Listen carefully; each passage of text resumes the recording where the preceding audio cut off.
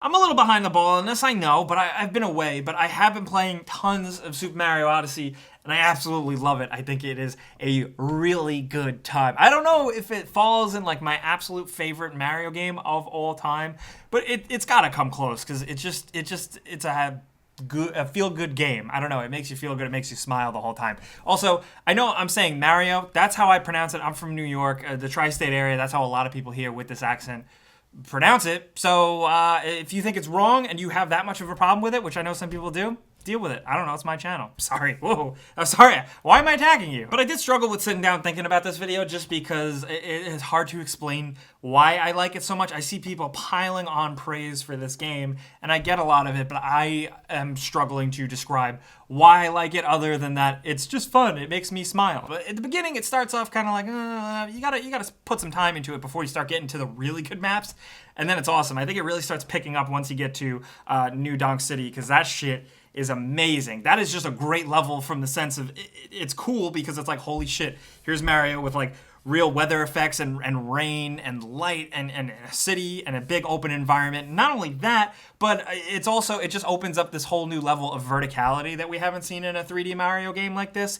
And I think that's really impressive. That makes that level 10 times more fun. And in truth, the whole game, really. I really love the way Super Mario Odyssey embraces newer conventions while also still trying to be a regular-ass 3D Mario game. It's kind of how Zelda Breath of the Wild embraced some Western RPG, more modern gameplay elements. Super Mario Odyssey does it a little bit. It makes levels a little bigger. It opens it up. You have little side objectives here and there. You can walk into a store and spend coins to buy new outfits for Mario, which I do think that's a really good part of it. It's almost like the game itself. My friend Andrew described it this way. The game itself is like an amusement park. It feels like actually going, so it's like you go to a different level, you go to the desert area and you want to wear a poncho and a sombrero because you just want to be there. When you go to the jungle, you want to dress up like Safari Mario, and when you go to the city, you want to dress like Business Mario. I don't know why. Like, I never really am the type of person to do that in games, but I guess because it's Mario and there's just so much more appeal there because he's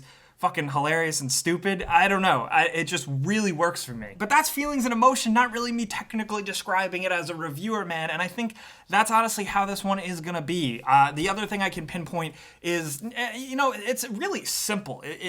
Besides the fact that you can throw your hat and change into enemies, otherwise it's regular traditional 3D Mario. The highlights, I do like changing into the Easter Island dude with the sunglasses and the big feet. I don't know why. I think that's fucking hilarious. I can't get enough of that, but it does make for really weird scenarios in the game, just jumping on Goombas and stacking them up and doing stuff like that. It kind of provokes and incentivizes a little bit more experimenting and exploration in that type of thing than we've seen in a Mario game before, which is kind of unique, I will say, for this type of game. But like I said, I still think that's a minor thing. I really just love the running and the jumping and the platformer here. I think this is... We've gotten a lot of platformers. A lot of games have tried to be the resurgence of platformers, and who would do it better than Super Mario? Honestly, it's still the best.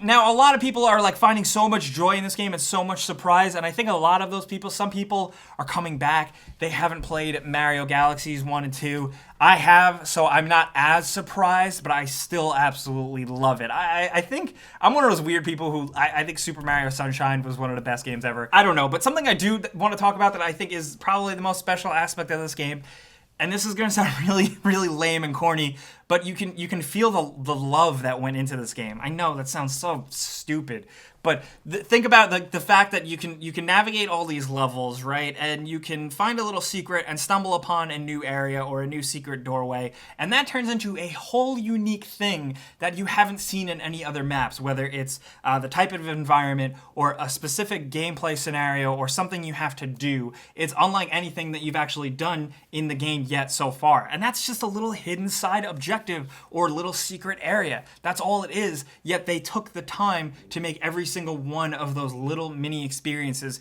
be completely unique. And I think that right there shows a lot of love and care. Not saying that other people who make games don't put the same love into their games, but here it's love and time allotted into these specific points that allow you to discover these new things that are completely new and different and fun. And the fact that that happens throughout the game really consistently, even after you beat it, into the end game, that's really amazing. And I think that's probably one of the best aspects of this game, because Super Mario Odyssey is great and the whole main story is really cool. It's got a fucking fantastic ending, a lot of great nods, and some good boss battles, even though they're not always the hardest. Once you beat the game and then you just start hunting for moons, that's when the high level play starts. That's when you gotta start mastering more tight navigation, those crazy triple jumps, and you really gotta get good at that stuff. That's the high level play, and that's where you start even discovering more and more, and I think that they nailed it with that. Because that quest for more moons after you beat the game, that's been holding a lot of people. I've seen a lot of my friends still play after they beat the main quest,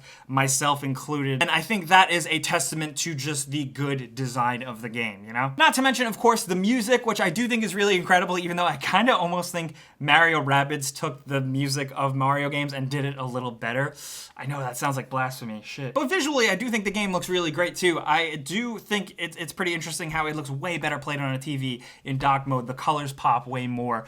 Most games I like playing on the handheld, but here, this thing really does shine on the TV. But something I want to mention, you know, people have criticized and made fun of like how cringy boob physics are in games, like where the boobs are all animated and they bounce and stuff. But all of that hard work from developers has led to this moment where Mario's nose has its own physics, and I think that's a miracle of game design. Like I said, it is not the biggest surprise as someone who has played all of the 3D Mario games before it, but I do still think it is consistently fun, and not just surface level fun, it's pretty deeply fun considering it's a game where all you really do is run and jump and throw your hat. The fact that there's so much going on in these environments, from the secret areas that I mentioned that have so much individual care and love in them, to just turning into retro Mario and going through a wall, stuff like that just makes it a damn good video game. You know, I'm just happy that I have it on my Switch. Is it gonna be my game of the year? No, I can tell you that for a second. Maybe it'll be in my top 10.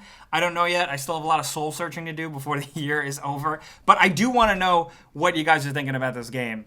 From the ending, which I think is fantastic, which I won't spoil, to the end game. I want to know how you're feeling on it.